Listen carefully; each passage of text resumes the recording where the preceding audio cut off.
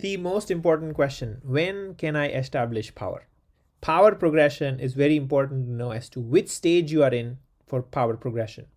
So when can I establish power? There are three phases. Phase number one, origination phase. Phase number two, takeoff phase. Phase number three, stability phase. Each company, each new invention goes through these three distinct phases, and each of these phases have a power strategy that is high probability scenario that you can use. So when you're originating, when your product is brand new, the best you can do is to come up with a really competing idea, which could be like a counterposition idea, which is very hard for your incumbent to mimic you. Like, let's say when Vanguard came through with zero or close to zero fees, Fidelity had like 99% of its power coming from its fees. So when Vanguard did that counterpositioning, it was very hard for Fidelity to compete, and it was not even important because they were having majority of their fees coming in from mutual funds and products that had fees and commissions and trade execution fees and etc. Similarly, Netflix with Blockbuster, they use counter positioning. So counter positioning is where the origination phase, the first initial phase, counter positioning is a huge source of power because it's very hard for your incumbent to copy you. Cornered resource is another one. You see a lot of startups, they start with founders who are really good quality and they are like really good at what they do. They're passionate, they're like going to give their best.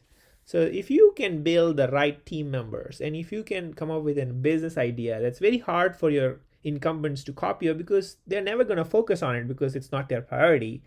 Now all of a sudden you have a phase in your life cycle, which is the origination phase, where you can be successful and you can build these two power types.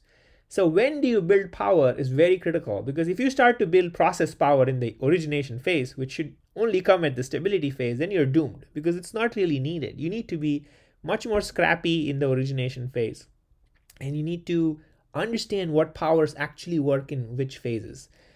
The second phase is the takeoff phase. This is when you start to scale up. You have fixed cost advantage.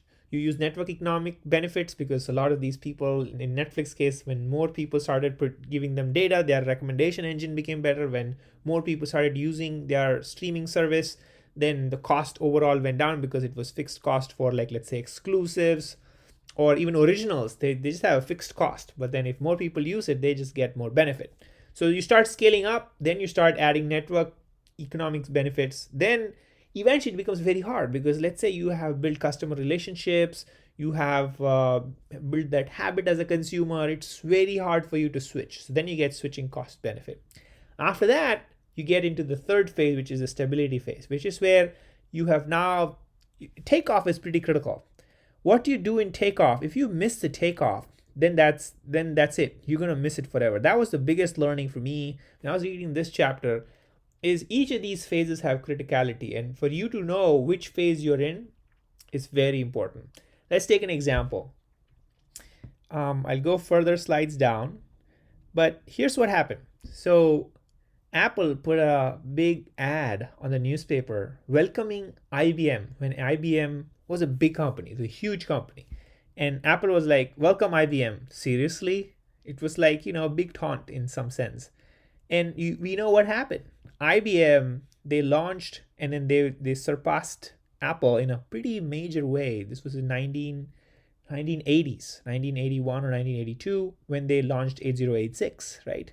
And so Apple was ahead, but then they forgot that in the takeoff phase, they really needed to focus. If they didn't focus, then a competitor can really like take you on. And then that's what happened. IBM made Apple really pay for that ad. Similar thing happened actually with this ad that recently happened with Slack and Microsoft. Slack published this huge, front page ad challenging almost Microsoft, and we know what happened. Slack is now sold to Salesforce, and Microsoft surpassed 10x Slack number of users, right? So they were both in the takeoff phase. So not undermining the incumbent's power when they decide to go all in, it's very hard for these new players to beat. Similar things happen with Google Plus and Facebook. Facebook went all in when they realized Google is putting efforts behind their social activities, Google Plus, and but they nailed it. So Google couldn't enter, but both were like heavyweights. Similarly, it's very important to know like, hey, which place you're in.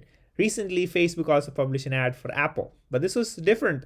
But like when you start seeing these ads, it's very important to know like, hey, are these companies coming from the power position?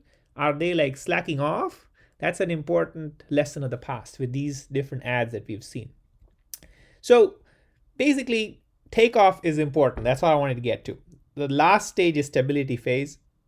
Two major power plays come in here, which is process power and branding power.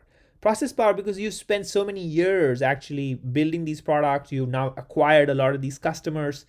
Now you want to get to operational excellence. You would have built a lot of these processes and you really want to get to operational excellence. This is the time for you to build good processes so that everyone's doing a best in class job. So this is not the time to be scrappy. This is the time to establish processes and best practices. And eventually that gets you to high quality products and brand. So brand building efforts and marketing and others come in here. So each of these strategies, depending on where you are in the life cycle, is very important. Let's say, take this example again of Microsoft, Apple, and IBM, right? And Intel. If Intel didn't win the IBM contract, then Intel would never have done this takeoff. This is the time when Intel, let's say in Origination 8086 1980s, they were able to build that processor, but they knew that the Motorola processor was much better. But then they were able to get aggressive winning bids, especially with IBM, which got them into the personal PC era, right? And that was because of Operation Crush that Andy Grove launched. But they were successful in that takeoff. When they were successful in that takeoff, they left behind Apple in a pretty major way. And then now they are focusing on the stability phase. So it's very important which phase you're in. That's the key takeoff. But if you miss some of those key stages, or if you don't focus when you're supposed to be in the takeoff phase to acquire your customers, then you're going to lose out to your competitors, right? So that is important. When do you grab which power and what sequence depends highly on which phase you're in. Again, all power starts with invention. We covered this. Without invention, forget about having a business with positive cash flow that that competitors won't want to get in. But in a sense, like the value of the business comes when you invent something and when you're able to roll it out, and then there's a demand for those inventions.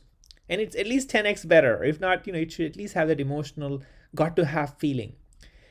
And me too won't work, right? Like if you just copy someone else without like any of those powers established, it's going to be very hard and you will run out of money to fund that business.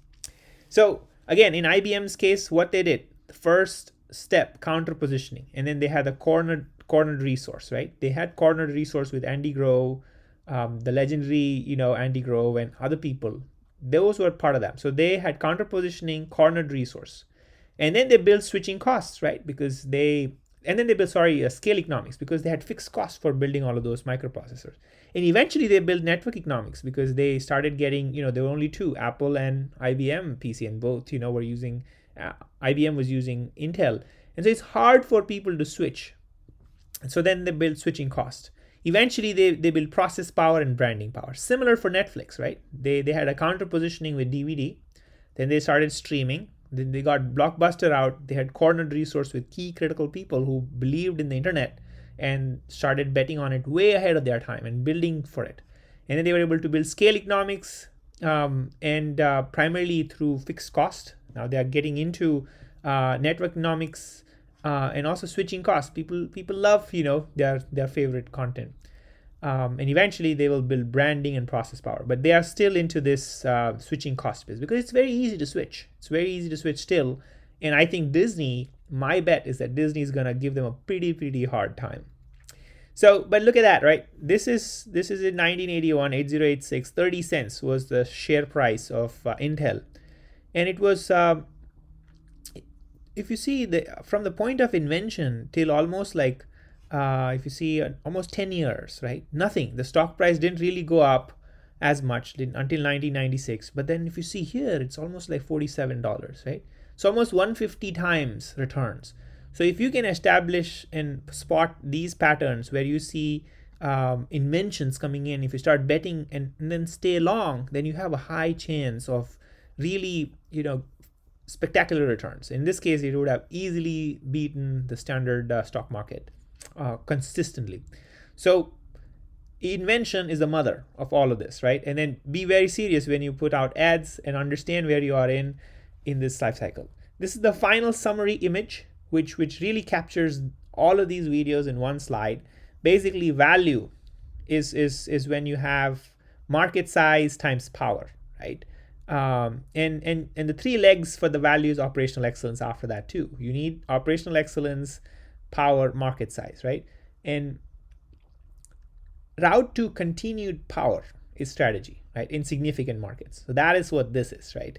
A route to continued power in significant markets.